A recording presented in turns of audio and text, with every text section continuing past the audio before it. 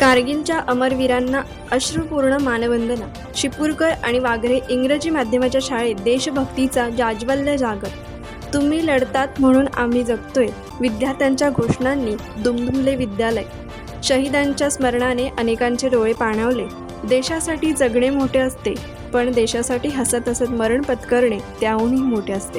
या भावनेची प्रचिती देणारा, प्रत्येकाच्या हृदयाला स्पर्श करणारा आणि कारगिलच्या अमरवीरांच्या बलिदानाची जाणीव करून देणारा कारगिल विजय दिवस माणगाव शहरातील चिपळूणकर आणि वाघरे इंग्रजी माध्यमाच्या शाळेत मंगळवार दिनांक 28 जुलै रोजी सकाळी 11 वाजता अत्यंत भावपूर्ण, प्रेरणादायी आणि देशभक्तीने भारलेल्या वातावरणात साजरा करण्यात आला.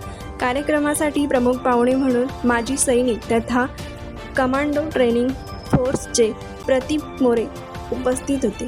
यावेळी मुख्याध्यापिका मनीषा मोरे, अशोकदादा साबळे विद्यालयाचे मुख्याध्यापक दिलीप उभारे, कार्यक्रमाचे संयोजक राजेंद्र सुर्वे, शिक्षक, शिक्षकेतर कर्मचारी आणि मोठ्या संख्येने विद्यार्थी उपस्थित होते.